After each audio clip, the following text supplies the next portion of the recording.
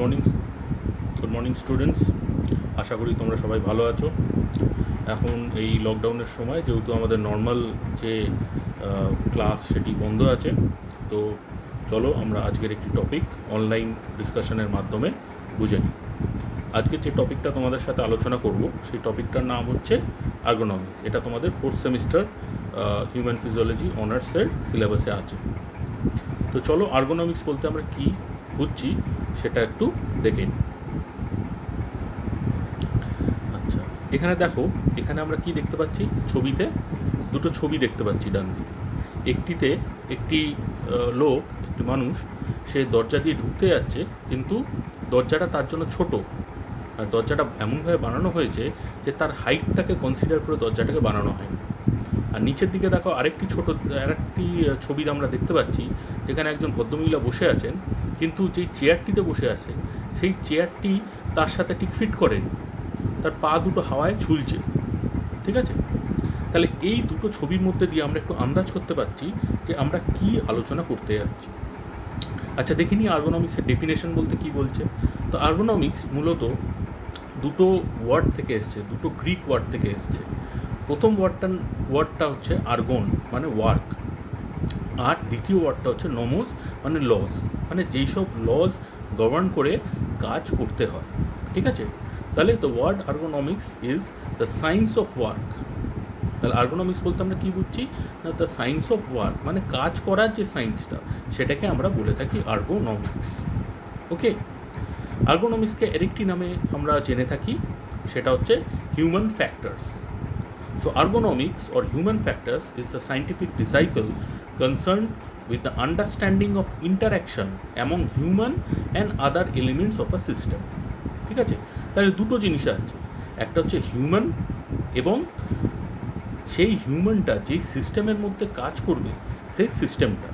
ওকে, এবং এই হিউম্যানের সাথে সেই সিস্টেমের কী ইন্টারাকশান, তো সেই সমস্ত ব্যাপার আমরা আর্গোনমিক্সে পড়ে থাকি, আর্গোনমিক্সে আমরা সেগুলো অ্যাপ্লাই করে থাকি।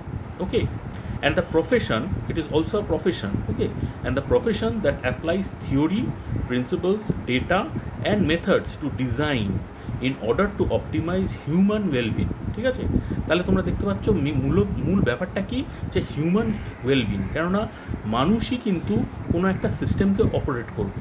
ঠিক আছে, সেটা সেই সিস্টেমটা যা কিছু হতে পারে, একটা গাড়ি চালানো হতে পারে, কারখানায় কাজ করা হতে পারে, বা মাঠে চাষ করা হতে পারে। ঠিক আছে, তো যে কোনো সিস্টেমে মানুষই কাজ করবে, এবং যে কাজ করছে তার ওয়েলবিংটা হচ্ছে সবথেকে প্রধান ফ্যাক্টর, সবথেকে primary factor, most important factor হচ্ছে যে কাজ করছে তার ওয়েলবিংটা। কেন তার ওয়েলবিংটা সবথেকে মোস্ট ইম্পর্ট্যান্ট ফ্যাক্টর হচ্ছে এখানে? কেননা এই যে মানুষটা কাজ করছে ওখানে, তার উপরে ডিপেন্ড করবে সে কতটা কাজ করতে পারছে, কতটা সক্ষমভাবে কাজ করতে পারছে, তার উপর ডিপেন্ড করবে ওভারঅল সিস্টেম পারফরমেন্সে। মানে সে যে চাষ করছে সে কতটা মানে উৎপাদন করতে পারছে, চাষের মাধ্যমে কতটা উৎপাদন করতে পারছে, বা যে কারখানা চালাচ্ছে সেই কারখানায় প্রোডাকশনের মাধ্যমে কতটা উৎপাদন করতে পারছে, সব কিছুই ডিপেন্ড করবে কিন্তু সেই মানুষটার পারফরমেন্সের ওপর।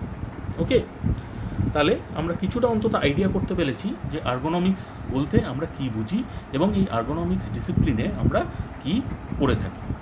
চলো নেক্সট স্লাইডটাই দেখে নিই কী আছে। আচ্ছা, এইখানে আমরা দেখতে পাচ্ছি যে 3 ধরনের আর্গোনমিক্সের কথা বলা হয়েছে। মূলত আর্গোনমিক্সের 3টে ভাগ আছে। প্রথম ভাগটা কি?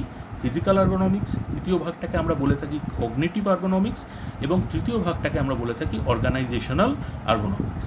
ফিজিক্যাল আর্গোনমিক্স কি না? ফিজিক্যাল আর্গোনমিক্স হচ্ছে মানুষের যে অ্যানাটমিক্যাল, অ্যান্থ্রোপোমেট্রিক, ফিজিওলজিক্যাল আর বায়োমেকানিক্যাল যেসব বৈশিষ্ট্য আছে, সেই বৈশিষ্ট্যগুলো হচ্ছে আমরা ফিজিক্যাল আর্গোনমিক্সের মধ্যে জেনে থাকি বা পড়ে থাকি।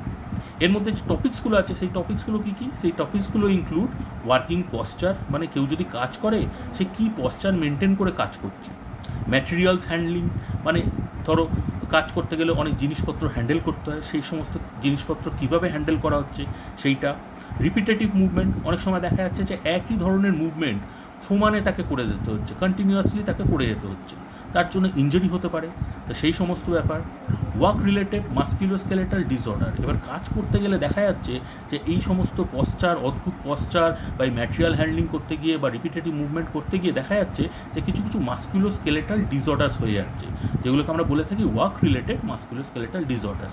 তো সেই সব ব্যাপারে এখানে পড়বো। ওয়ার্ক প্লেস লেআউট, মানে যেখানে সে কাজ করছে সেই জায়গাটা, হ্যাঁ, যে কীভাবে ডিজাইন করা হয়েছে, কীভাবে জায়গাটাকে তৈরি করা হয়েছে, সেটাকে আমরা বলে থাকি ওয়ার্ক প্লেস লেআউট। আর লাস্টলি সেফটি অ্যান্ড হেলথ, মানে সে যে ওই সিস্টেমটাতে কাজ করছে, সেই সিস্টেমটাতে কাজ করার জন্য তার সেফটি আর হেলথের ওপর কী এফেক্ট পড়ছে, সেইটাকেও আমরা ফিজিক্যাল আর্গোনমিক্সের মধ্যে পড়ে থাকি। ওকে, এবার চলে আসি কগনিটিভ আর্গোনমিক্স। কগনিটিভ আর্গোনমিক্স কি? Cognitive ergonomics is concern with mental process such as perception, memory, reasoning and motor response. ঠিক আছে, তাহলে এটা হচ্ছে মেন্টাল প্রসেস, মানে কি ব্রেনের ফাংশন। ওকে, তো ব্রেনের ফাংশন কী কী না, পারসেপশন, মানে সে কতটা বুঝলো জিনিসটা, কতটা নিল।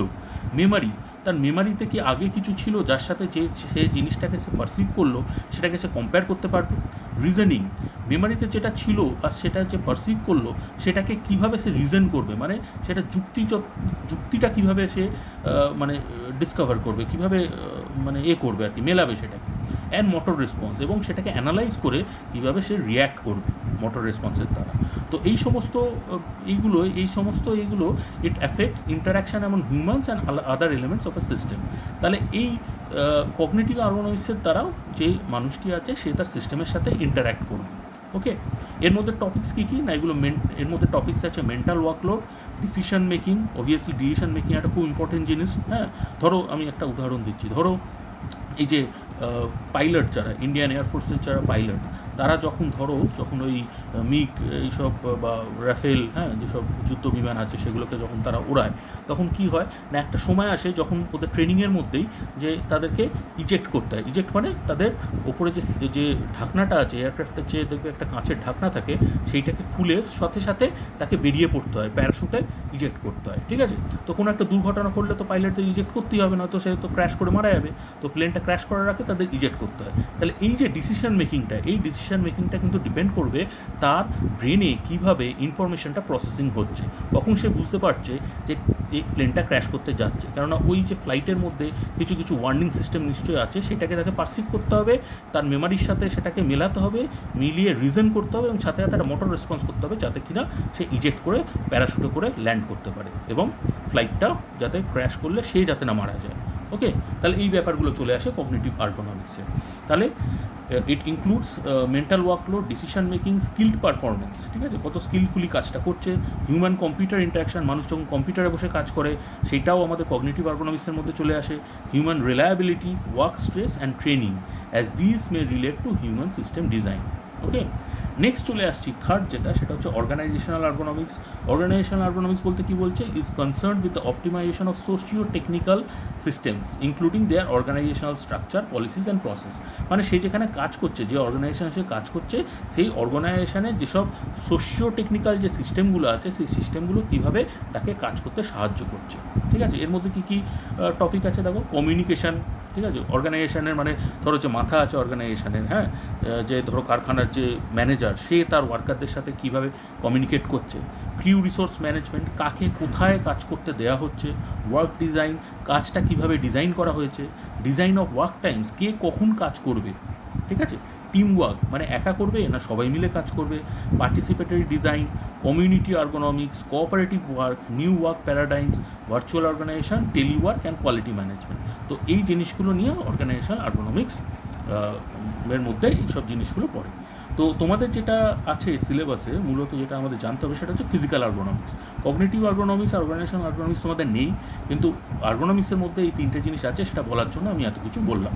তাহলে চলো নেক্সট আমরা দেখে নিই যে ফিজিক্যাল আর্গোনমিক্স কী। তাহলে এখানে আগেই আমরা দেখেছি যে ফিজিক্যাল আর্গোনমিক্স কী। ফিজিক্যাল আর্গোনমিক্স বলা হচ্ছে is concern with human anatomical, anthropometric, physiological and biomechanical characteristic as the relate to physical activity. ঠিক আছে, আর টপিকগুলো কি, working posture, material handling, repetitive movement, work related musculoskeletal disorders, work place design, safety and health. আচ্ছা চলো তাহলে এক এক করে দেখে নিই যে এই টপিকগুলো কী আমরা বুঝে নিই। তো প্রথমটা হচ্ছে ওয়ার্কিং পশ্চার। আচ্ছা এইখানে দেখো, এইখানে আমরা দুটো ছবি দেখতে পাচ্ছি। কী ছবি দেখতে পাচ্ছি না, দুটো পশ্চারের ছবি দেখতে পাচ্ছি। কীরকম পশ্চার না একজন দেখো দাঁড়িয়ে কাজ করছে আর একজন বসে কাজ করছে, ঠিক আছে? তাহলে এইটা হলো দুটো ওয়ার্কিং পশ্চার বলতে পারি আমরা। এবার যে দাঁড়িয়ে কাজ করছে তার দেখো এখানে এই লেভেলগুলো করা আছে, তার কি কি হওয়া উচিত, মানে কি পশ্চারে তার কাজ করা উচিত, এটাও কিন্তু একজন আর্গোনমিস্ট সে তার চোখ দিয়ে দেখবে, আর্গোনমিক্সে চোখ দিয়ে দেখবে। হয়তো সাধারণ মানুষ বুঝতে পারবে না, সে একটা অন্যরকম পশ্চারে, একটা ক্যাজুয়াল পশ্চারে সারা দিন কাজ করে যাবে, দিনের পর দিন কাজ করে যাবে। পরে কি হবে না, এই একটা অদ্ভুত মানে উল্টোপাল্টা পশ্চারের কাজ করতে করতে করতে করতে আলটিমেটলি তার কী দেখা দেবে না, মাস্কুলোস্কেলেটাল ডিসঅর্ডার দেখা দেবে।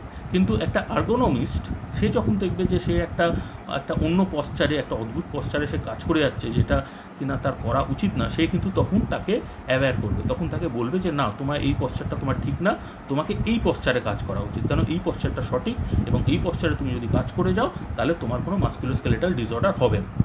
ওকে, তাহলে দেখিনি যে দাঁড়িয়ে কাজ করছে তার কী কী মেনটেন করা উচিত। বলছে নেক অ্যালাইনমেন্ট।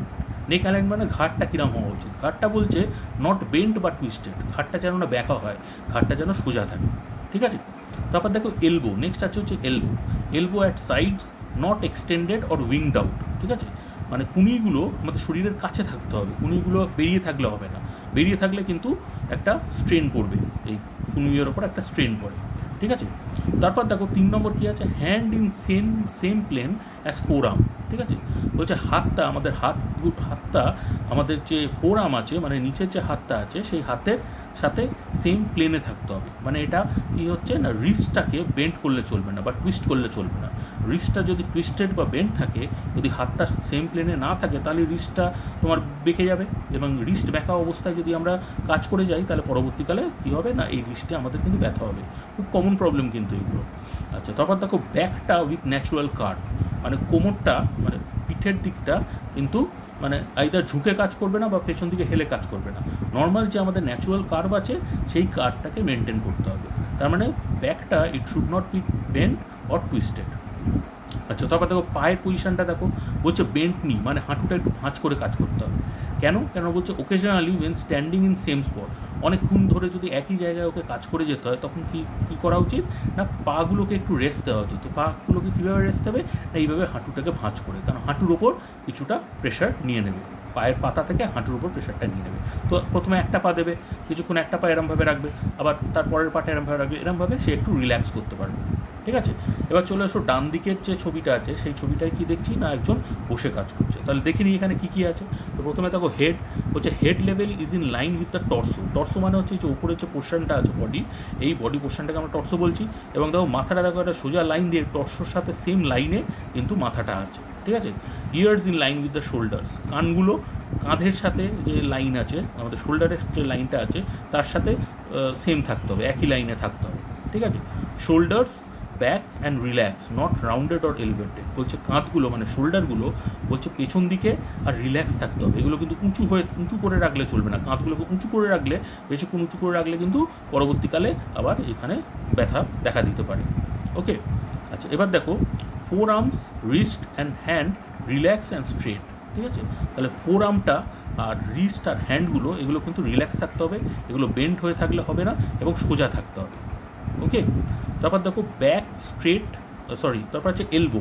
এলবো বলছে close to the body, bend between 90 degree and 120 degree. তাহলে এলবোটা কীরকম থাকা উচিত না, আগেই বলেছি দেখো স্ট্যান্ডিংয়ের ক্ষেত্রেও যাও, সিটিংয়ের ক্ষেত্রেও তাই, এলবোটা শরীরের কাছে থাকতে হবে এবং একটা 90 ডিগ্রি বা 180 ডিগ্রি অ্যাঙ্গেল মেনটেন করে রাখতে হবে এলবোটার সাথে ওয়ার্কিং সারফেসে। দেখো ওয়ার্কিং সারফেস হচ্ছে টেবিলের সারফেসের সাথে, বা তোমার ওই হাইন্ড আর্ম যেটা আমাদের যে মানে হাতের যে ওপরের হাতটা, তার সাথে এলবোর একটা অ্যাঙ্গেল মেনটেন করতে হবে। সেই অ্যাঙ্গেলটা কত, 90 থেকে 120 ডিগ্রি, ঠিক আছে?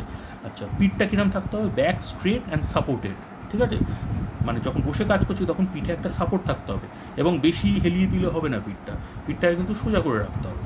Sitting upright or leaning back slightly, সোজা হয়ে থাকতে হবে বা একটুখানি হেলান আমরা দিতে পারি, সিটের যে পেছনে যে রেস্টটা আছে, সিট রেস্ট যেটা ব্যাক রেস্ট, সেই ব্যাক রেস্টে একটু হেলান দিতে পারি, বেশি হেলান দিয়ে কিন্তু বসাটা ঠিক না। তারপর দেখো thighs and hip supported by well padded seat parallel to the floor, ঠিক আছে? থাই এবং হিপ এই দুটোকে সাপোর্ট করতে হবে, যে সিটটা আছে সেই সিটটা যেন ওয়েল প্যাডেড হয়, হ্যাঁ, মানে কুশন টুশন থাকে, এবং সেটা যাতে ফ্লোরের সাথে প্যারালেল হয়, বেঁকে থাকলে হবে না এটা। ওকে, এবং পায়ের পাতা যেটা ফিটটা ফরওয়ার্ড থাকতে হবে, হ্যাঁ, ফিটটা পেছন দিকে কিন্তু রাখলে বা ভাঁজ করে রাখলে, পায়ের পাতাটা যদি ভাঁজ করে রাখো তাহলে কিন্তু ব্যথা হবে, মানে অনেকক্ষণ যদি এরমভাবে থাকো তাহলে ব্যথা হবে। তাহলে এটাকে ফরওয়ার্ড করে রাখতে হবে আর fully supported by the floor or foot rest, ঠিক আছে, মানে পায়ের পাতাটা যেন মানে ফ্লোরে রেস্ট করে, এটা যাতে না ঝুলে থাকে। ওকে, তাহলে এটা দেখে নিলাম। ওয়ার্কিং পশ্চার বলতে আমরা কী বুঝলাম সেটা দেখে নিলাম, যে স্ট্যান্ডিং ওয়ার্কিং পশ্চার কী হওয়া উচিত এবং সিটেড ওয়ার্কিং পশ্চার কী হওয়া উচিত, এই দুটো আমরা দেখে নিলাম। এবার চলো নেক্সট যে আমাদের এটা আছে, নেক্সট টপিক যেটা আছে ফিজিক্যাল অর্গানিক্সের মধ্যে, সেটা কি দেখে নিই। আচ্ছা, নেক্সট দেখো এখানে একটা ছবি দেখতে পাচ্ছ এবং নিচে কী লেখা আছে না, ম্যাটেরিয়াল হ্যান্ডলিং। ম্যাটেরিয়াল হ্যান্ডলিং মানে কি না, কাজ করতে গেলে জিনিসপত্র ওঠাতে হবে, জিনিসপত্র নামাতে হবে, জিনিসপত্র নিয়ে যেতে হবে বইবে। তো সেগুলো দেখো একজন কি করছে না, হাতে করে সে কতগুলো কার্টন এরমভাবে হাতে করে নিয়ে তার বডির সাথে সাপোর্ট দিয়ে যাচ্ছে, ঠিক আছে। কিন্তু এইরমভাবে যদি সে সারাক্ষণ এরম কাজ করতে থাকে তাহলে তার শোল্ডারে ব্যথা হতে পারে, তার পিঠে ব্যথা হতে পারে, তার কোমরে ব্যথা হতে পারে, ঠিক আছে, ইনজুরি পেতে পারে। কিন্তু দেখো আরেকজন কী করছে না, একটা কার্ট মানে একটা ঠেলা গাড়ি টাইপের, সেই ঠেলা গাড়ির মধ্যে কার্টনগুলোকে নিয়ে সে নিয়ে যাচ্ছে। তাহলে কোনটা অনেক সেফ, কোনটা অনেক রিলায়েবল, কোনটা অনেক সুবিধেভাবে কাজ করা যায় না, এরকম একটা কার্ট ইউজ করলে। তাহলে যেখানে আমাদের যে কিছু ইউজ করলে আমাদের ওয়ার্কলোডটা কমে যাবে এবং সেই ওয়ার্কলোড থেকে যে ইনজুরি হওয়ার যে চান্সটা সেটা কমে যাবে, সেই ইন্টারভেনশনটা আমাদের অ্যাপ্লাই করতে হবে।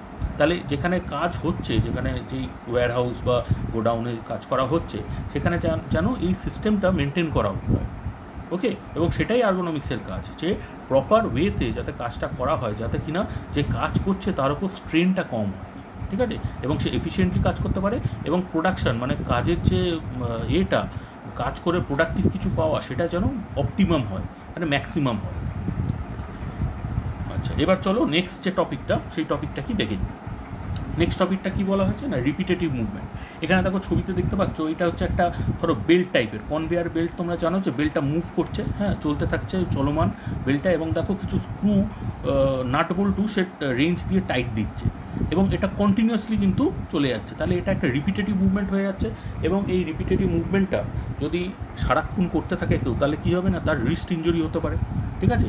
তাহলে এই রিপিটেটিভ মুভমেন্টকে কীভাবে মিনিমাইজ করা যায় তার জন্য আমাদের ইন্টারভেনশন নিতে হবে, ঠিক আছে। তার জন্য আমাদের হস্তক্ষেপ করতে হবে, আর্গোনমিক্সরা সেখানে হস্তক্ষেপ করে যাতে এই যে ওয়ার্কার যে কন্টিনিউয়াসলি এরমভাবে কাজ করে যাচ্ছে তাকে রিলিভ করতে হবে। আইদার তাকে একটা অন্য কাজ দাও, অন্য আরেকজন এসে তার এই কাজটা করুক কিছুক্ষণের জন্য, তারপর আবার সে ফিরে আসুক, এরমভাবে করতে হবে, বা আরও যে মেথডগুলো আছে সেই মেথডগুলোকে অ্যাডপ্ট করতে হবে। নেক্সট দেখে নিই নেক্সট টপিকটা কী আছে। আচ্ছা, নেক্সট টপিক কী আছে, নেক্সট টপিক হচ্ছে মাসকিউলোস্কেলেটাল ডিসঅর্ডার্স। আচ্ছা, মাসকিউলোস্কেলেটাল ডিসঅর্ডার বলতে আমরা কী বুঝি? মাসকিউলোস্কেলেটাল ডিসঅর্ডার্স বলতে আমরা বুঝছি যে painful disorders of muscle, tendons and nerves that develop over time from task that repeatedly cause stress and injury to tissues, ঠিক আছে। মানে যেই সব কাজগুলো রিপিটেডলি করা হচ্ছে, সেই কাজগুলো করার জন্য পেনফুল ডিসঅর্ডার মাসেল, টেন্ডন আর নার্ভে যেটা ডেভেলপ করে সেটাকে আমরা বলি মাসকুলোস্কেলেটাল ডিসঅর্ডার, ঠিক আছে। অনেকের দেখবে যে কোমরে ব্যথা, হ্যাঁ, অনেকের দেখবে যে রিস্টে ব্যথা, ঠিক আছে। তো এই সমস্ত জিনিসগুলো কি, এই সমস্ত জিনিসগুলো হচ্ছে মাসকুলোস্কেলেটাল ডিসঅর্ডার। তার মানে কি একদিনে হয়নি, এটা অনেক দিন ধরে রিপিটেটিভলি এই কাজগুলো করে গেছে ভুলভাল পশ্চারে, ভুলভাল এতে, হ্যাঁ, এবং তার জন্য এখন তার ওই হাতে ব্যথা, কোমরে ব্যথা, হ্যাঁ, হাঁটুতে ব্যথা এইসবগুলো হয়েছে। তখন যদি কেউ বলে দিত, তখন যদি আর্গোনমিক্স কেউ অ্যাপ্লাই করে বলতো যে এটা তোমার ঠিক না, মাটিতে বসে দা দিয়ে যে আমরা সবজি কাটি সেই পশ্চারটা ঠিক না, মাদের যদি বলে দিতেন, তাহলে মাদের কিন্তু এখন হাঁটুতে এরকম ব্যথা হতো না। আমার মারও তাই, আমার মারও হাঁটুতে ব্যথা।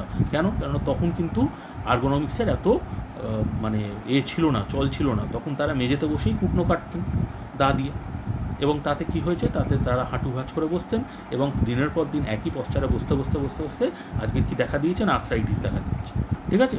তাহলে এবার বুঝতে পারছো যে মাসকুলোস্কেলেটাল ডিসঅর্ডারটা কী। আচ্ছা, কমন কজেস কী কারণে মাসকুলোস্কেলেটাল ডিসঅর্ডারটা হয় দেখে নিই। একটা হচ্ছে ম্যাটেরিয়াল হ্যান্ডলিং, যেটা আমরা দেখেছি যে কারখানায় ওই যে কার্টন ওঠার ছিল, এটার জন্য কী হয়েছে, injuries due to repeated lifting, pushing and pulling, ঠিক আছে। তাহলে এই রিপিটেড লিফটিং মানে কিছু ওঠানো, পুশিং এবং পুলিংয়ের জন্য একটা ইনজুরি হতে পারে।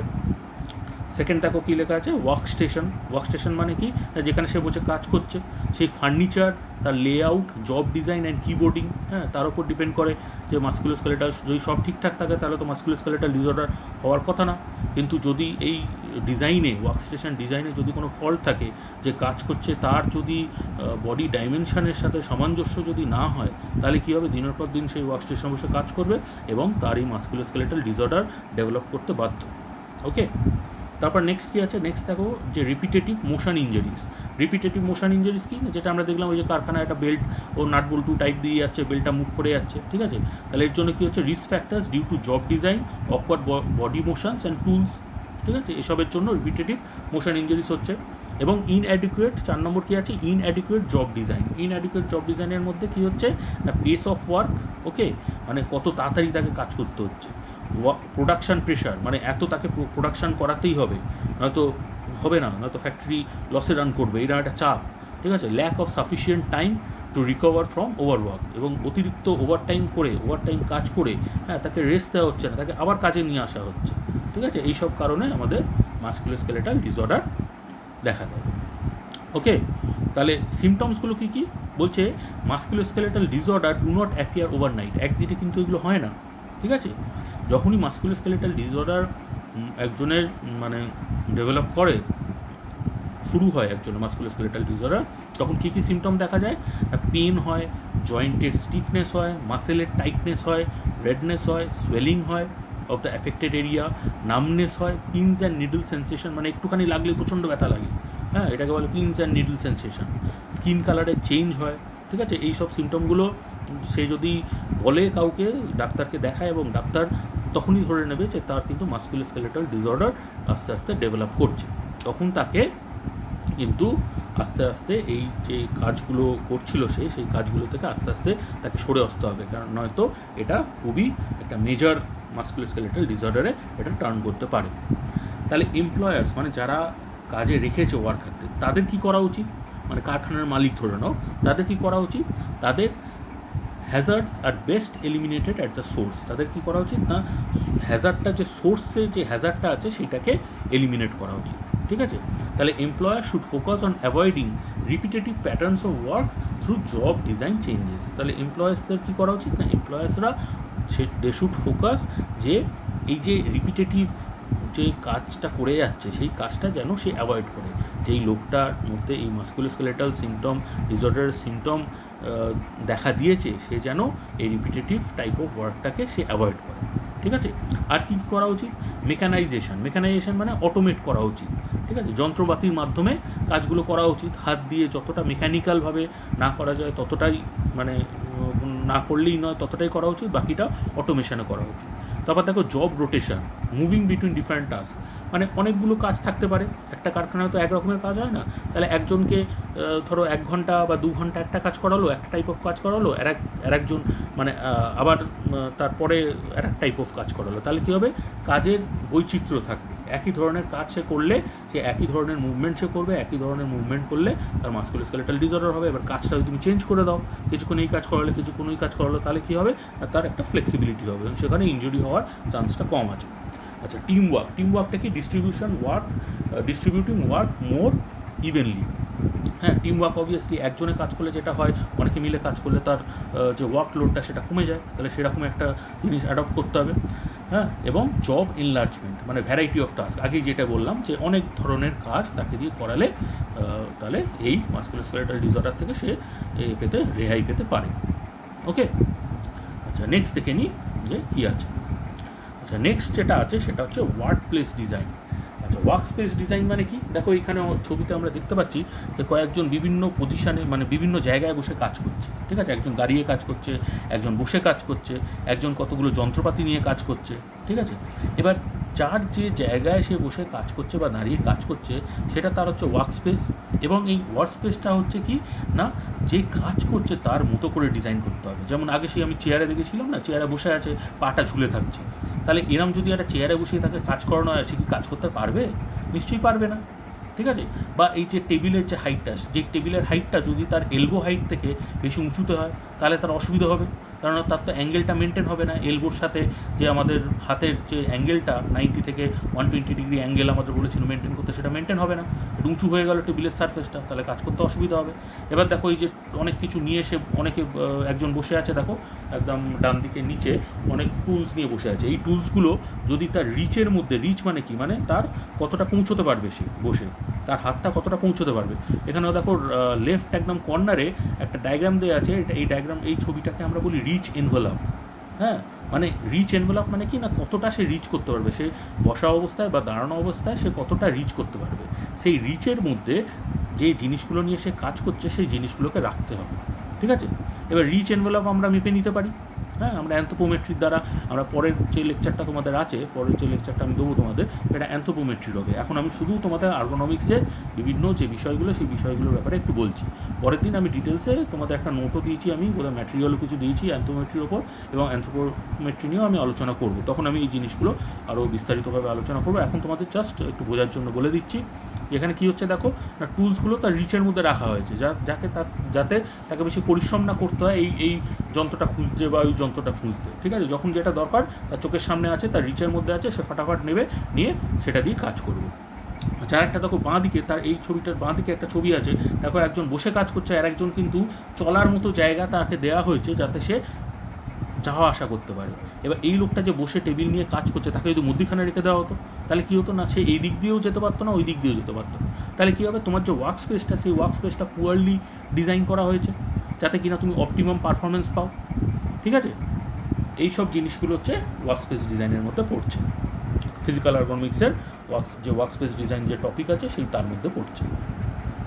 আচ্ছা, নেক্সট থেকে কী আছে, এখানে আরও দুটো দেখো দিয়েছি, ওয়ার্ক স্পেস ডিজাইনের দুটো এক্সাম্পল দিয়েছি। দেখো একজন দাঁড়িয়ে কাজ করছে, এবং দাঁড়িয়ে কাজ করার জন্য এই যে সারফেসটা, যেই টেবিলের যে সারফেসটা, সেই সারফেসটার হাইট কতটা হওয়া উচিত। দেখো, your standing elbow height from floor minus keyboard height in working shoes, ঠিক আছে। মানে এলবো হাইটের, স্ট্যান্ডিং যে এলবো হাইট, সেই এলবো হাইটের সমান কিন্তু এই ওয়ার্কিং সারফেসের হাইটটা হওয়া উচিত, ওকে। আর এ দেখো আই হাইট, যেটা স্ট্যান্ডিং আই হাইট, তার সাথে ওই যে মনিটর, যেটা দাঁড়িয়ে যে মনিটর বা যে চাই কিছু যেটা দেখে কাজ করতে হচ্ছে ওকে, সেইটা যেন স্ট্যান্ডিং আই হাইটের সাথে হওয়া উচিত, মানে একই লাইনে একই প্লেনে মানে হয়ে থাকে, নাহলে এটা কিন্তু অসুবিধা হবে। নয়তো ঘাটটাকে স্টিফ করতে হবে, স্টিফ করে দেখতে হবে, এবং ঘাটটা যদি সারাক্ষণ স্টিফ থাকে তাহলে দেখবে ঘাড়ে ব্যথা হচ্ছে। তেমনি সিটেড একটা ওয়ার্ক স্পেস ডিজাইন দেখে নাও, যে এটা হচ্ছে সিটিং যে এলবো হাইট, সেই সিটিং এলবো হাইট অনুযায়ী আমাদের ওই যে ওয়ার্কিং যে সারফেসটা আছে, সেই সারফেসটাকে হাইটটাকে মেনটেন করতে হচ্ছে। আর দেখো চেয়ারের হাইটটা দেখো, চেয়ারের যে সিট তার হাইটটা দেখো, যে তার যে পপলিটিয়াল হাইট, তোমাদের আগে একটা যে এটা ম্যাটেরিয়ালটা দিয়েছিলাম তার মধ্যে দেখবে পপলিটিয়াল হাইট, মানে নিয়ের যে পেছন দিকে, সেই পেছন থেকে নিয়ের যে পেছনের পোর্শনটা, হ্যাঁ, সেই পেছনের পোর্শনটাকে আমরা বলি পপলিটিয়া। সেই পপলিটিয়া থেকে নিচে অবধি, মানে ফ্লোর অবধি যে হাইটটা, সেটা হচ্ছে পপলিটিয়াল হাইট। এবং সেই পপলিটিয়াল হাইটে কিছুটা ওপরে এই চেয়ারের সিটটার হাইটটা হওয়া উচিত, ওকে। এখানে দেখো এই যে দেওয়া আছে এই যে ডিজাইনগুলো, ধরো নেক্সট স্লাইডটাই যাই। এখানে দেখো এই যে ওয়ার্কিং সারফেস হাইট দেওয়া আছে, এগুলো সব মিলিমিটারে, 660 থেকে 1000 মিলিমিটার বলেছে, হ্যাঁ। তো দেখো চেয়ারের যে সিটের যে হাইটটা সেটাও দেওয়া আছে, হ্যাঁ। তো এই সমস্ত হাইট কিন্তু আরবিটারি আসেনি, এই সমস্ত হাইট কিন্তু হিউম্যান ডাইমেনশন মেনে করা হয়েছে, মানে একটা হিউম্যানকে বসানো হয়েছে, বসিয়ে তার সমস্ত বসা অবস্থা, মানে সিটেড অবস্থা, তার সমস্ত অ্যান্থ্রোপোমেট্রিক ডাইমেনশন নেওয়া হয়েছে, নিয়ে তারপর একটা হাইটে আমরা এসছি আর কি, যে এই হাইটটা ওয়ার্কিং সারফেসের হওয়া উচিত, এই হাইটটা চেয়ারের হাইট হওয়া উচিত, এই হাইটটা চেয়ারের সিটের হাইটের হওয়া উচিত, হ্যাঁ, এই হাইটটা চেয়ারের যে হাতলগুলো, সেই হাতলগুলো এই হাইটে হওয়া উচিত, ঠিক আছে। এই সমস্ত হাইটগুলো কিন্তু অ্যান্থ্রোপোমেট্রিক ডাইমেনশন নিয়েই করা হয়েছে, ওকে। আচ্ছা, নেক্সট চলে আসি আমরা এবার সেফটি অ্যান্ড হেলথ, ওকে। এবার সেফটি অ্যান্ড হেলথের মধ্যে দেখো বিভিন্ন এনভায়রনমেন্টে কাজ করতে হয়। ধরো কারখানায় কেউ কাজ করছে, বা ধরো মাঠে কেউ চাষ করছে, প্রচণ্ড রৌদ্র, গ্রীষ্মকালের প্রচণ্ড রৌদ্রে মাঠে চাষ করছে, তাহলে কী হবে সেটা, তাহলে ওয়ার্কিং ইন হট এনভায়রনমেন্ট হবে। বা কেউ কারখানার মধ্যে টিনের শেডের মধ্যে কাজ করছে, তাহলে তার জন্য ওয়ার্কিং ইন হট এনভায়রনমেন্ট হচ্ছে, হ্যাঁ। তো এই ওয়ার্কিং ইন হট এনভায়রনমেন্টের মধ্যে দেখো কী আমরা দেখতে পাচ্ছি এখানে যেটা হয়ে থাকে, হ্যাঁ, যে হিট স্ট্রোকটা কি, It is the most severe form of heat injury and happens when the body fails to cool down. ঠিক আছে, এটা হচ্ছে একটা হিট ইঞ্জুরি, মানে প্রচণ্ড গরমের জন্য, গরম থেকে, প্রচণ্ড তাপ থেকে, রৌদ্রের তাপ হোক বা কারখানার যে গরম টিনের শেডের মানে তলায় দাঁড়িয়ে যে কাজ করলে যে গরমটা হয় তার জন্য যে ইঞ্জুরি হয়। হ্যাঁ, আমাদের জানো আমাদের একটা কোর বডি টেম্পারেচার আছে, সেই কোর বডি টেম্পারেচারটা যখন বেড়ে যায় তখন কী হয়, বডির যেসব এনজাইম সিস্টেমসগুলো আছে তারাও একটা অপটিমাম টেম্পারেচারে কাজ করে, এবং এই কোর বডি টেম্পারেচারটা যখন বেড়ে যায় তখন সেলুলার টেম্পারেচারটাও চেঞ্জ হয়ে যায়। সেলের মধ্যে এনজাইম থাকে এবং সেই এনজাইমগুলো আর কাজ করতে পারবে না, এনজাইমগুলো ডিনেচার হয়ে যেতে পারে, তখন কিন্তু একটা মারাত্মক একটা ফ্যাটাল জিনিস হতে পারে, হ্যাঁ, মানুষটা মারা যেতে পারে। তো সেইটাকে আমরা বলি হিট ইঞ্জুরি। দ্য ভিকটিমস কী হয় হিট ইঞ্জুরিতে, the victims are not able to sweat, তাদের ঘাম হয় না, ঠিক আছে, and release excessive heat due to dehydration, ঠিক আছে, তারা ঘামে না কিন্তু ডিহাইড্রেশন হয়ে যায়, হ্যাঁ, তাদের শরীর থেকে সমস্ত জল বেরিয়ে যায়, ঠিক আছে, and humid temperature, due to dehydration and humid temperature, humid টেম্পারেচারের জন্য তাদের সমস্ত জলটা বেরিয়ে যায়। It can kill or cause damage to the brain and other internal organ, যেটা আমি বলেছিলাম যে টেম্পারেচার বেড়ে গেলে নিউরনেরও ড্যামেজ হয়, ঠিক আছে, নিউরনগুলো একে অপরের সাথে লেগে যায়, ঠিক আছে, লেগে গিয়ে নিউরনগুলো ড্যামেজ হয়ে যেতে পারে, এবং ইন্টারনাল অর্গানসগুলো ওই যে বললাম সেলুলার যেসব এনজাইম আছে বা যেসব মলিকুল আছে সেই মলিকুলগুলো নষ্ট হয়ে যেতে পারে এবং তার জন্য ইন্টারনাল অর্গানসগুলো ড্যামেজ হয়ে যেতে পারে, ঠিক আছে। তাহলে হিট স্ট্রোক হচ্ছে একটা হিট ইঞ্জুরি, একটা serious case of heat injury while working in hot environments, ঠিক আছে।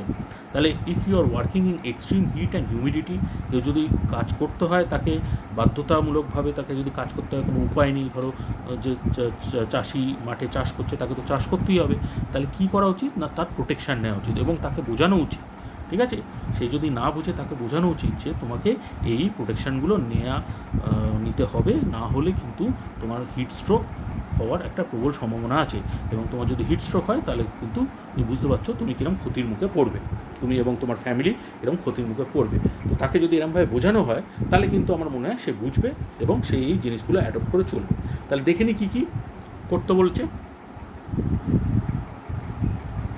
আচ্ছা দেখে নি, বলছে যে wear light coloured clothing and a white brimmed hat, বলছে লাইট কালার ক্লোদিং মানে সাদা বা লাইট কালারের জামা কাপড় পরতে বলছে এবং একটা টুপি পরতে বলছে মাথায়। যেমন দেখো যখন চাষ করতে গেলে অনেক সময় দেখো বেতের টুপি থাকে না, অনেকটা বড় মতো বড় আর কি রেডিয়াসের, হ্যাঁ, ডায়ামিটারের বেতের টুপি, তো ওটাই কী হয় না হিটটা মানে বডিরও কিছু কিছু জায়গায় আমাদের ছাওয়াটা পাওয়া যায়, ঠিক আছে, তার অনেকটা জায়গা জুড়ে এরকম একটা টুপি, একটা ব্রড ওয়াইড রিমড হ্যাট করতে বলছে। Schedule heavy works for the beginning or end of the day, হ্যাঁ, বলছে যে হেভি যে কাজগুলো মাঠে গিয়ে বা কারখানায় গিয়ে যে সমস্ত হেভি কাজগুলো আছে সেই কাজগুলো বলছে যে আইদার দিনের শুরুতে বা দিনের শেষে করার জন্য, ঠিক আছে, দিনের মধ্যিখানে না করতে, মানে মধ্যিখানে যেন দুপুরবেলা প্রচণ্ড গরম হয় তো সেই সময়টা কিন্তু অ্যাভয়েড করতে বলছে heavy work, okay. When it is cooler, যে সময় ঠান্ডা সেই সময় করতে বলছে। Gradually build up to heavy work, মানে প্রথমে গিয়েই একদম প্রচণ্ড হেভি কাজ করতে শুরু করে দিলাম তাহলে কিন্তু এরকম হিট স্ট্রোক হয়ে যাওয়ার সম্ভাবনা বেশি। আস্তে আস্তে কাজটাকে বাড়াও, প্রথমে অল্প কাজ করো, হালকা হালকা কাজ করো, তারপর তোমার ভারী কাজ করো, okay. Take more breaks and rest in the shade to cool down, হ্যাঁ, মধ্যে মধ্যে ব্রেক নিতে হবে, কন্টিনিউয়াসলি ওরকম রোদ্দুরে দাঁড়িয়ে কাজ করলে হবে না বা ওই গরমের মধ্যে কাজ করলে হবে না, মধ্যে মধ্যে ব্রেক নিতে হবে, ব্রেক নিয়ে একটু ঠান্ডা ছাওয়ায় তলায় বসে জিরিয়ে নিতে হবে। And drink lots of water, কী বলছে না, avoid tea, coffee, soda and alcohol as they may lead to dehydration, প্রচুর জল খাও এবং চা, কফি এই জাতীয় জিনিসগুলোকে অ্যাভয়েড করতে বলছে, কারণ এইগুলো খেলে আমাদের শরীরে বডি ফ্লুইডসের কনসেন্ট্রেশনটা বেড়ে যায়, বডি ফ্লুইডসের কনসেন্ট্রেশন বেড়ে গেলে আমাদের ডিহাইড্রেশন হতে পারে, ওকে। আচ্ছা নেক্সট দেখে নিই, দেখো এখানে একটা স্টিল প্ল্যান্টে একজন কাজ করছে, হ্যাঁ, কিরম মানে গরম তোমরা বুঝতে পারছো এই ছবিটা দেখে যে কিরম টেম্পারেচারের মধ্যে সে দাঁড়িয়ে কাজ করছে। কী বলছে, হাইড্রেশন ইন দ্য হিট, মানে ফ্রিকোয়েন্টলি জল খেতে বলছে, ওকে। তাহলে এই পোস্টারটার মধ্যে দিয়ে আমরা একটা মেসেজ দিতে পারি, ওকে। তাহলে এইগুলোই হচ্ছে আর্গোনমিক্স, মানে তুমি কীভাবে ফিজিওলজিক্যাল প্রিন্সিপালসগুলোকে অ্যাপ্লাই করবে ইন দ্য ওয়ার্ক প্লেস, যাতে কিনা যে কাজ করছে যে ওয়ার্কার আছে তার হেলথ অ্যান্ড ওয়েলবিং যাতে ঠিকঠাক থাকে এবং সে অপটিমালি পারফর্ম করতে পারে। আচ্ছা নেক্সট আর একটা ছবি দেখে নিই, দেখো এইখানে একটা টিনের শেডের তলায় একজন কারখানায় কাজ করছে এবং তাকে একটা বিশাল বড় একটা ফ্যান তার কাছে দিয়ে দেওয়া হচ্ছে। তাহলে যদি কোনো এরম উপায় থাকে যেখানে কিনা যে ওয়ার্কার কাজ করছে তাকে একটু কমফর্ট দেওয়া যায়, সে যাতে আরামে কাজ করতে পারে, সেই সমস্ত মেথডগুলো আমাদের এখানে অ্যাডপ্ট করতে হবে, ওকে। নেক্সট দেখো একটা কী আছে না, এটা একটা জ্যাকেট, এবং এই জ্যাকেটটার সাথে কী আছে না, একটা এরকম ওয়াটার কন্টেনার থাকে, পিঠে এটা ঢুকিয়ে দেওয়া যায় জ্যাকেটটা, হ্যাঁ, এবং জ্যাকেটটার মধ্যে একটা পাইপের সিস্টেম থাকে, এটা দিয়ে ঠান্ডা জল সার্কুলেট করে। তাহলে প্রচণ্ড যেখানে গরমে কাজ করছে সেখানে এই জ্যাকেটটা পরে কাজ করতে পারে। এই জ্যাকেটটা পরে কাজ করলে কী হবে না, আমাদের বডির যে টেম্পারেচারটা আছে সেই বডির টেম্পারেচারটা কিছুটা ঠান্ডা থাকবে, আর সে কমফোর্টেবলি কাজ করতে পারবে। ওকে, নেক্সট দেখি। আচ্ছা, ওগুলো তো গেল হচ্ছে হিটে কী হচ্ছে, ওয়ার্কিং ইন হট এনভায়রনমেন্টে কী হচ্ছে। এখানে দেখো ওয়ার্কিং ইন নয়েজি এনভায়রনমেন্ট। অনেক সময় হয় যে প্রচণ্ড আওয়াজ, সেই আওয়াজের মধ্যে, কারখানার আওয়াজের মধ্যে কাজ করতে হয়, ঠিক আছে, তাহলে কানের 12টা বেজে যাবে, ঠিক আছে। তো কানের 12টা যাতে না বাজে, হ্যাঁ, কেউ যাতে মানে কানে কোনো প্রবলেম, হিয়ারিং লস যাতে না হয়, তাহলে তার জন্য কী করতে হবে না, কিছু কিছু এড মানে হিয়ারিং এড পরে কাজ করতে হবে। এখানে দেখো এই ভদ্রলোক কী করছে, এই ওয়ার্কার যে কাজ করছেন, কী কাজ করছেন না, ইনি এয়ারপ্লেন মানে জানো এয়ারক্রাফট ফুয়েলিং করছে।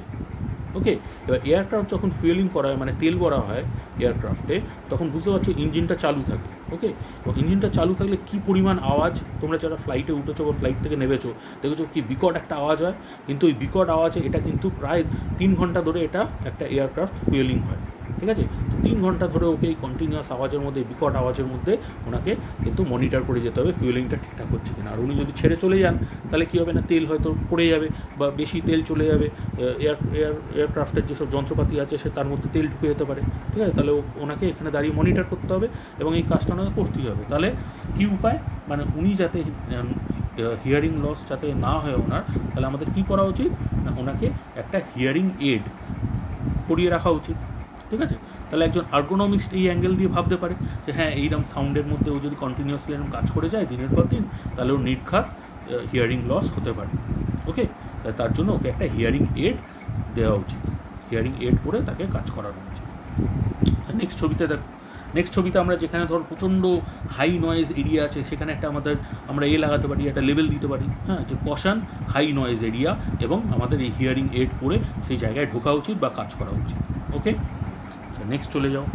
নেক্সট দেখো একটা টেবিল দিচ্ছে, এই টেবিলে বলা আছে যে কত ডেসিবেলে কত ঘন্টা কাজ করা উচিত, এবং এর বেশি যদি কেউ কাজ করে থাকে, বেশি সময় ধরে যদি এই ডেসিবেল অফ সাউন্ডে কেউ যদি কাজ করে থাকে, তাহলে তার জন্য কিন্তু সেটা হ্যাজার্ডাস হবে। হ্যাজার্ডাস মানে তার কিন্তু noise induced hearing loss, NIHL, noise induced hearing loss হতে বাধ্য, ঠিক আছে। তাহলে দেখে নিই কত, তখন 90 ডেসিবেল আওয়াজ যদি কন্টিনিউয়াস মানে থাকে, কতক্ষণ সে কাজ করতে পারবে, তার লিমিট কত, 8 ঘন্টা। 92 ডেসিবেল হলে 6 ঘন্টা, 95 ডেসিবেল হলে 4 ঘন্টা, 97 ডেসিবেল হলে 3 ঘন্টা, 100 ডেসিবেল হলে 2 ঘন্টা, 102 ডেসিবেল হলে 1.5 ঘন্টা, 105 ডেসিবেল হলে 1 ঘন্টা, 110 ডেসিবেল হলে 30 মিনিট, 115 ডেসিবেল হলে 15 মিনিট। তাহলে দেখছো যত সাউন্ডের মানে নয়েজের যত ম্যাগনিটিউডটা বাড়ছে, মানটা যত বাড়ছে ডেসিবেলে, তত কিন্তু লিমিটটা কমে যাচ্ছে, ঠিক আছে, লিমিটেশনটা কিন্তু কমে যাচ্ছে। তাহলে বেশি নয়েজ হলে কম সময় এক্সপোজার তাকে দিতে হবে, মানে এক্সপোজারে রাখতে হবে। বেশি নয়েজ দিলে আর এক্সপোজার ডিউরেশনটাও তুমি অনেকক্ষণ চালিয়ে রাখলে, তাহলে কিন্তু তার নয়েজ ইনডিউসড হিয়ারিং লস হতে বাধ্য সেই ওয়ার্কারটা। ওকে, তাহলে তার ওয়েলবিনের জন্য তাকে এই টেবিল অনুযায়ী তাকে কিন্তু সেই কাজের মধ্যে রাখতে হবে। আচ্ছা, নেক্সট চলো দেখি কী করা উচিত। এবার এই নয়েজি এনভায়রনমেন্টগুলোকে কন্ট্রোল করার জন্য কী কী মেথড অ্যাডাপ্ট করা উচিত। তো প্রথমে বলছে সবথেকে মোস্ট এফেক্টিভ, দেখো ওপরে এই বাঁ দিকে একটা আছে কালারে আছে most effective and least effective, মানে সবথেকে কার্যকারী যেটা এবং সবথেকে কম কার্যকারী যেটা, সেটা দেওয়া আছে নিচে। আচ্ছা, প্রথমে কী আছে না, এলিমিনেট দ্য নয়েজ, ঠিক আছে। বলছে আওয়াজটাকেই যদি তুমি এলিমিনেট করে দিতে পারো, ফিজিক্যালি রিমুভ দ্য হ্যাজার্ড, মানে যেটা জন্য আওয়াজটা হচ্ছে সেটাকে সরিয়ে দাও, সবথেকে ভালো উপায়। ওকে, তো সেটাও যদি না করতে পারো, তাহলে কী করতে বলছে না, buy quiet equipment and tools, যেই সব জিনিসপত্র, যেসব যন্ত্রপাতিতে কম আওয়াজ হয় সেই ধরনের যন্ত্রপাতি তুমি কেনো, ঠিক আছে। দেখো এখানে একটা দামের ওপর ব্যাপার আছে। ধরো মিক্সার গ্রাইন্ডার তোমরা দেখেছো, এখন বাজারে কিছু কিছু মিক্সার গ্রাইন্ডার আছে সেগুলো বিকট শব্দ করে, ঠিক আছে। কিন্তু আবার কিছু কিছু দামি মানে দামওয়ালা মিক্সার গ্রাইন্ডার আছে, তাদের কিন্তু খুব কম সাউন্ড হয়। ওকে, তাহলে এটা বুঝতে পারছো যে দামের ওপর ডিপেন্ড করে জিনিসপত্র। তাহলে আমাদের সেই সমস্ত যেসব কারখানা আছে বা তাদের যে মালিক আছে তাদের এই দিকে নজর দেওয়া উচিত। তারা যদি চায় যে তাদের ওয়ার্কাররা ভালোভাবে কাজ করতে পারে এবং প্রোডাকশানও যাতে বেশি হয়, কারণ ওয়ার্কারের সে যদি অসুস্থ হয়ে যায় তাহলে অবভিয়াসলি তার প্রোডাকশান হ্যাম্পার হবে। তাহলে তার জন্য তার একটু ইনভেস্টমেন্ট করা উচিত। সেই ইনভেস্টমেন্টে সে যাতে পয়সা খরচা করে কোয়াইট ইকুইপমেন্ট অ্যান্ড টুলস যাতে কিনতে পারে এবং রিপ্লেস দ্য হ্যাজার্ড, মানে হ্যাজার্ডটাকে এভাবে রিপ্লেস করতে পারে। আচ্ছা, নেক্সট দেখো কী আছে। নেক্সট বলছে যে কন্ট্রোল দ্য নয়েজ হ্যাজার্ড। ঠিক আছে, মানে isolate people from the Hazard, মানে যে সমস্ত লোকেরা ওই এতে কাজ করছে, ওই সব প্রচণ্ড বিকট শব্দওয়ালা এনভায়রনমেন্টে কাজ করছে, তাদেরকে আইসোলেট করো। ঠিক আছে, তাদেরকে সরিয়ে নিয়ে এসো। ঠিক আছে, এটা হচ্ছে নেক্সট, মানে যদি তুমি এই প্রথম দুটো না করতে পারো তাহলে নেক্সট হচ্ছে এইটা। আচ্ছা, তারপরে কী হচ্ছে না, যদি তুমি আইসোলেটও না করতে পারো তাহলে কী বলছে না, exposure time limits, change the way people work.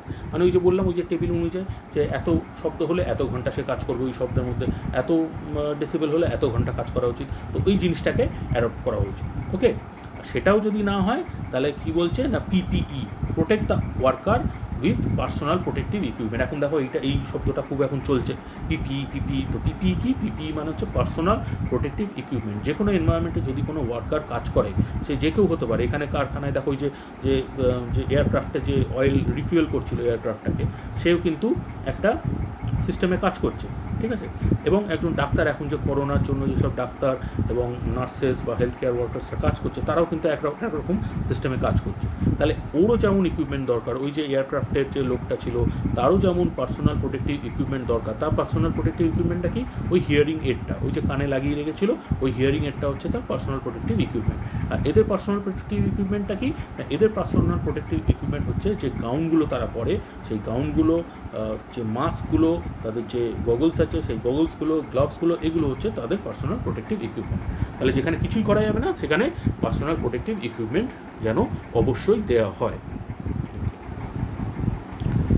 Next আমরা চলে আসি আর এক রকমের ইফেক্ট অন হিউম্যান বডি কাজ করতে গেলে ওয়ার্কারদের ফেস করতে হয়। দেখো দুটো এখানে ছবি আছে, বাঁ দিকের ছবিটা দেখো একজন ড্রিল করছে, একটা হেভি ড্রিলিং মেশিন দিয়ে ড্রিল করছে, আর ডান দিকে কী করছে, একজন জেসিবি চালাচ্ছে। ঠিক আছে, এবং এখানে কী হচ্ছে না, এফেক্ট অফ ভাইব্রেশন। তো দুটো ক্ষেত্রেই আমরা ভাইব্রেশনের ব্যাপারটা বুঝতে পারছি, যে ওয়ার্কারের মধ্যে যে কাজ করছে তার মধ্যে ভাইব্রেশনটা কীভাবে ঢুকছে এবং কীভাবে কী মোডে ঢুকছে। যে ড্রিল করছে সে হাতের ড্রিলিং মেশিনটা ধরে আছে এবং তার হাত দিয়ে তার শরীরের ভেতরে এই ভাইব্রেশনটা ঢুকছে। ঠিক আছে, আর যে জেসিবি চালাচ্ছে সেই জেসিবির ফ্লোর থেকে, হ্যাঁ, এবং যে সিটে সে বসে আছে সেই সিট থেকে তার মধ্যে এই ভাইব্রেশনটা ঢুকছে। ঠিক আছে, এবং দু ধরনের ভাইব্রেশন হয়ে থাকে। কী? একটা হচ্ছে হ্যান্ড আর্ম ভাইব্রেশন। ঠিক আছে, যেটা কিনা এই ড্রিল যারা করে, হাতের ড্রিল মেশিন ধরে কাজ করে, তাদের হাত দিয়ে এবং আর্ম দিয়ে যে ভাইব্রেশনটা শরীরের মধ্যে ঢুকছে সেটাকে বলছি হ্যান্ড আর্ম ভাইব্রেশন। এবং তার জন্য দেখো হাতটা কিরকম লাল হয়ে গেছে, হাতের যে পামটা এবং ফিঙ্গার্সগুলো কিছু কিছু জায়গায় লাল হয়ে গেছে। হ্যাঁ, এবং আর একটা হচ্ছে হোল বডি ভাইব্রেশন। ওকে, তো হোল বডি ভাইব্রেশন হচ্ছে যেখানে কোনো একটা সারফেস থেকে, হ্যাঁ, তোমার ধরো সিটে বসে আছো বা যে ফ্লোর আছে, যে ভেহিকেলটার যে ফ্লোর আছে, জেসিবির যে ফ্লোরটা আছে, সেই ফ্লোর থেকে যে ভাইব্রেশনটা বডির মধ্যে ট্রান্সমিট হচ্ছে সেটাকে আমরা বলছি হোল বডি ভাইব্রেশন। নেক্সট দেখে নিই। আচ্ছা, কজেস অফ ভাইব্রেশন, কেন ভাইব্রেশনগুলো হচ্ছে? ইমব্যালেন্স, মানে যেই যন্ত্রটা নিয়ে কাজ করছে, ইমব্যালেন্স রোটেটিং পার্টস, তার জন্য হতে পারে। আনইভেন ফ্রিকশন, জেসিবি চালাচ্ছে, আনইভেন ফ্রিকশন হচ্ছে। মেশিং অফ গিয়ারটি, যে গিয়ারটা আছে সেই গিয়ারটা ঘষা লাগছে, সেই জন্য ভাইব্রেশন হতে পারে। ঠিক আছে, এবার ভাইব্রেশন এক্সপোজারে কী হচ্ছে সেটা দেখে নাও। হ্যাঁ, vibration exposure is caused in many occupation where a worker comes in contact with vibrating machinery, যেমন ওই drilling machinery, okay, or equipment, হ্যাঁ, বা জেসিবি। তাহলে কী হচ্ছে না, vibration enters the body from the organ in contact with vibrating equipment, মানে যেইটা দিয়ে ও কন্ট্যাক্ট করে আছে, যে ভাইব্রেশন, ওই ড্রিলিং মেশিনটা কী হচ্ছে, হাতে ধরে আছে, তাহলে হাতের থ্রু দিয়ে তার ভাইব্রেশনটা তার শরীরের মধ্যে ঢুকছে। হ্যাঁ, worker operates hand held equipment, হাতে যে ইকুইপমেন্ট ধরে আছে হাতে, তার থ্রু দিয়ে সেই ভাইব্রেশনটা ঢুকছে। Worker sits or stands on a vibrating floor or seat, যেমন জেসিবিতে ওয়ার্কার বসে আছে ওই জেসিবির সিটে, সেখান থেকে সেই তার যেখানে বসে আছে সেই থেকে তার বডির মধ্যে ভাইব্রেশনটা ঢুকছে। আচ্ছা, নেক্সট দেখো এখানে হ্যান্ড আর্ম ভাইব্রেশন কি সেটা বলা আছে। হ্যান্ডাম ভাইব্রেশন বলতে আমরা কী বুঝছি? The hand arm vibration is transmitted to the hands and arms, এটা বুঝতে পারছি আমরা সবাই। It is mainly experience by operators of handheld power tools, যারা এই হ্যান্ডহেল্ড পাওয়ার টুল ইউজ করে তাদের এই হ্যান্ডাম ভাইব্রেশনটা দেখা যায়, ঠিক আছে। এবার এফেক্ট অফ এক্সপোজার কি to hand arm vibration? Daily exposure, মানে রোজ যদি সে এক্সপোজ হয় to hand arm vibration over a number of years, হ্যাঁ, মানে বছর পর বছর যদি এরকম হ্যান্ডাম ভাইব্রেশনে সে এক্সপোজার হয়, can cause permanent physical damage, ঠিক আছে, পার্মানেন্ট ফিজিক্যাল ড্যামেজ করতে পারে, usually resulting in what is commonly known as white finger syndrome, ঠিক আছে। এই যে দেখছো এই সাদা সাদা আঙুলে সাদা সাদা দাগ হয়ে যায়, এটাকে বলা হয় হোয়াইট ফিঙ্গার সিনড্রোম, ঠিক আছে। এবং এই হোয়াইট ফিঙ্গার সিনড্রোমের সিমটমস কি? Symptoms are tingling, numbness and loss of feeling and control in those fingers which are affected, মানে আঙুলগুলো অসাড় হয়ে যায়, ঠিক আছে। তো এই সিমটমগুলো হোয়াইট ফিঙ্গার সিনড্রোমে দেখা যায়। হ্যান্ডাম ভাইব্রেশনের ক্ষেত্রে আমরা হোয়াইট ফিঙ্গার সিনড্রোম মানে ওয়ার্কারের হয়ে থাকে। ড্যামেজ আর কী হয়? Damage to the wrist or elbow joint is often cause by long term exposure to the vibration produce by low blow rate percussive tools, ঠিক আছে। যেমন অ্যাসফাল্ট হামাস, ওই যে রাস্তা দেবে ড্রিল করে ভাঙে না, সেই সমস্ত ড্রিল মেশিন যদি ইউজ করা হয়, বাই রক ড্রিল, পাথর ড্রিল করে, যে ড্রিল করার জন্য যে ড্রিল মেশিনগুলো ইউজ করা হয়, সেগুলো ইউজ করলে কী হয়? রিস্ট আর এলবো জয়েন্টে তোমার মানে হয়, ড্যামেজ হয়, okay. And this damage causes pain in the joint and muscles of the forearm, ঠিক আছে। কী হবে না, যে হাতের যে জয়েন্টগুলো আছে সেই জয়েন্টগুলোতে পেন হয়, এবং হাতের যে মাসেল আছে সেই মাসেলও প্রচণ্ড পেন হয়, ঠিক আছে, এই ড্যামেজগুলো হলে।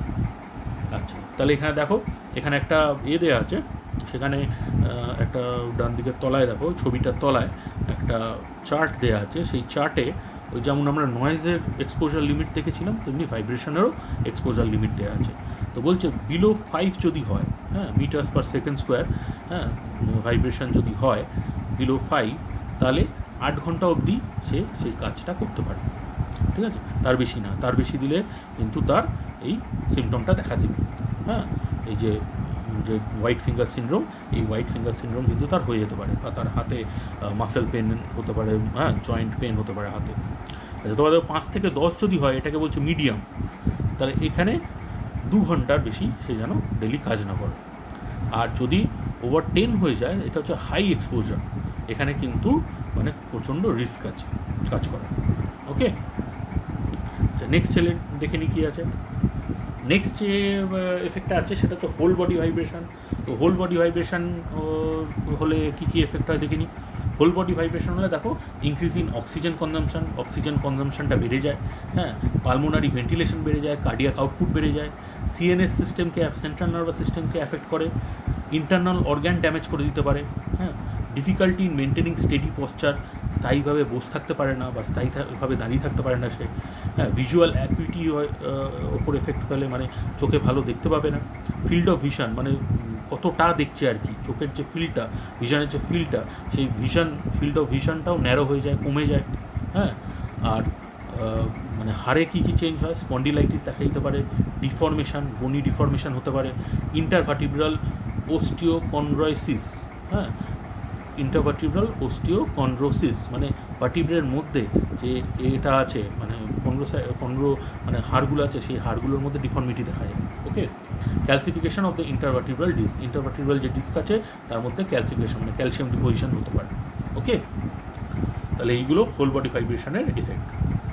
তাহলে এখানে দেখো, এই ছবিটা দেখাচ্ছে যে এখানে একজন ট্র্যাক্টর চালাচ্ছে, হ্যাঁ, তারও হোল বডি ভাইব্রেশন হতে পারে, কেন মাঠটা তো আর একদম প্লেন না, রাস্তার মতো না, এবড়ো খেবড়ো থাকবে, হ্যাঁ, বা টিলার ওপরে হয়তো ট্র্যাক্টর চালাচ্ছে, অন্য কোনো জায়গায় মাঠে ঘাটে ট্র্যাক্টর চালাচ্ছে, তাহলে সেক্ষেত্রে কী হচ্ছে না, বলছে যে whole body vibration occurs when the shaking motion of a vehicle is transmitted through the body of the operator, মানে যেই ভেহিকেলটা চালাচ্ছে তার যে শেকিং যে মোশন আছে সেটা যখন অপারেটরের বডিতে ট্রান্সমিটেড হয়ে যাচ্ছে, তখন হোল বডি ভাইব্রেশনটা হচ্ছে। The vibration energy from the vehicle is transfer to the operator, হ্যাঁ, through the feet, seat or backrest, ঠিক আছে, মানে অপারেটরের পা বা যে সিটে সে বসে আছে, যে সিট এবং যেই সিটে সে হেলান দিয়ে আসছে, এই তিনটে মাধ্যমে এই vibration of the vehicle is transmitted to the অপারেটরের মধ্যে চলে যাচ্ছে, ঠিক আছে।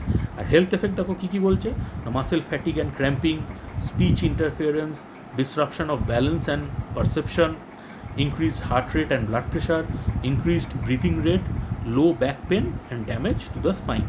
তো এইগুলো মানে এই হেলথ এফেক্টসগুলো ওয়ার্কারের দেখা দিতে পারে in case of whole body vibration. আচ্ছা, তাহলে এটাকে এলিমিনেট করতে গেলে, এটাকে কমাতে বা রিডিউস করতে গেলে কী করা উচিত এই সিমটমগুলো? বলছে perform routine maintenance on vehicle and sit suspension. ঠিক আছে, ভেহিকেলের রুটিন মেনটেন্যান্স করা উচিত, এবং সিটের যে সাসপেনশন আছে, কারণ সিটের সকাল লাগানো থাকে, এই সকালগুলোর সাসপেনশন থাকে, ঠিক আছে, এই সাসপেনশনটা যেন মেনটেন হয়। ঠিক আছে, সাসপেনশনটা যদি নষ্ট হয়ে যায় তাহলে কী হবে? তাহলে বেশি করে ভাইব্রেশন তার মধ্যে ঢুকবে। হ্যাঁ, consider retrofitting suspension seat for older vehicle. যেই সব ভেহিকেলগুলো পুরনো হয়ে গেছে, তাদের সাসপেনশন নষ্ট হয়ে গেছে, তাদের নতুন করে যেন সাসপেনশন সিস্টেম ফিটিং করা হয় সিটের।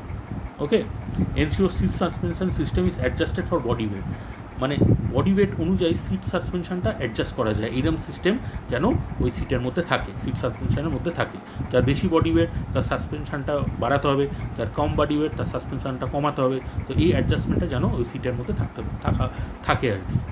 আচ্ছা, reduce vehicle speed over rough train. যেখানে প্রচণ্ড রাফ ট্রেন আছে, মানে এবড়ো খেবড়ো, হ্যাঁ, ওপর নিচে এরম রাস্তা মানে জায়গা আছে, সেই জায়গায় ভেহিকেলের যে স্পিডটা, সেই স্পিডটা যেন কম রাখা উচিত। সেটা যদি স্পিডটা যদি বাড়িয়ে দিলে কী হবে? বেশি অ্যামাউন্ট অফ ভাইব্রেশন সিটের মাধ্যমে তার মধ্যে ঢুকবে। Rotate worker for task with continuous vehicle operation or take breaks. হ্যাঁ, বলছে রোটেট করার জন্য, মানে একজন যদি 8 ঘন্টা ধরে জেসিবি চালিয়ে যায়, তাহলে অবভিয়াসলি তার মধ্যে তো প্রচণ্ড পরিমাণে ভাইব্রেশন ঢুকবে। তো 8 ঘন্টা না করে 2 ঘন্টা চালালো, 2 ঘন্টা আর একজন চালালো, এরমভাবে রোটেশন করতে বলছে।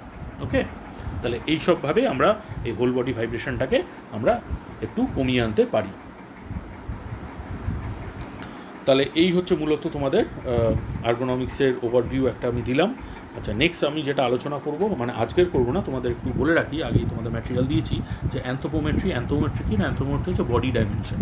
ঠিক আছে, human physical dimension, the study and measurement of human physical dimension. কি বলছে? It is a branch of the human sciences that deals with the measurement of body size, shape, strength and working capacity. ঠিক আছে, এবং এই anthropometry কী কাজে লাগে? Anthropometry কাজে লাগে হচ্ছে ওয়ার্ক প্লেস ডিজাইন করতে আমাদের এই অ্যানথ্রোপোমেট্রিক ডাইমেনশনগুলো কাজে লাগে। ওকে, এখানে দেখো, এখানে আমি দেখাচ্ছি কিছু কিছু বডি ডাইমেনশন আছে, যেমন স্ট্যাচার, হাইট। ওই যে দেখেছিল দরজা দিয়ে ঢুকতে পারছে না, ঠিক আছে, তাহলে আমাদের হাইট অনুযায়ী, স্ট্যাচার অনুযায়ী দরজার যে আপার লেভেলটা সেটা হওয়া উচিত। যদি নিচে হয় তাহলে কী হবে? মাথায় লেগে যাবে। ওকে, তো পপ্লিটিয়াল হাইট দেখো, পপ্লিটিয়াল হাইট হচ্ছে 3 নম্বর দেখো, হ্যাঁ 3 নম্বর এখানে পপ্লিটিয়াল হাইট, মানে চেয়ারের যে সিটটা তার হাইটটা কী হওয়া উচিত? এই পপ্লিটিয়াল হাইট অনুযায়ী হওয়া উচিত। যদি এটা উঁচুতে হয় তাহলে কী হবে? পাটা ঝুলবে। ঠিক আছে, তাহলে এটা বুঝতে পারছো কীভাবে অ্যানথ্রোপোমেট্রিক ডাইমেনশনটা ইউজ করে ডিজাইনটা করা হচ্ছে। তারপর দেখো বাটাক উইডটা হচ্ছে 4 নম্বর, দেখে নাও। এখানে কী হচ্ছে না, অনেকগুলো ধরো যেগুলো 2 সিটার বেঞ্চ আছে, হ্যাঁ, যে তোমাদের ক্লাসরুমে যে 2 জন করে বসার, তো 2 জন করে বসার যে বেঞ্চগুলো, সেগুলো ডিজাইন করার জন্য কী করতে হবে না, বাটাক উইডটা ধরো 2 জন করে বসাতে গেলে তাহলে 2 জনের বাটাক উইডের থেকে বেশি জায়গা থাকতে হবে, তবেই 2 জন বসতে পারবে, নাহলে বসতে পারবে না। তাহলে বুঝতে পারছো কীভাবে বডি ডাইমেনশন ইউজ করে এই ডিজাইনটা করা হয়েছে। ওকে, তো অনেক এরম ডাইমেনশন আছে, অ্যানথ্রোপোমেট্রিক ডাইমেনশন আছে, সেগুলোকে ইউজ করে আমরা ওয়ার্ক প্লেস ডিজাইন করতে পারি। তো সেই আলোচনাটা আমরা পরে করব। তো এইটাই বলবো যে তোমরা সাবধানে থেকো, ভালো থেকো, আর আমি আশা রাখছি আমরা সবাই all hope for the best, খুব তাড়াতাড়ি আমরা ফিজিক্যালি এরকম সামনাসামনি আবার ক্লাস নিতে পারবো।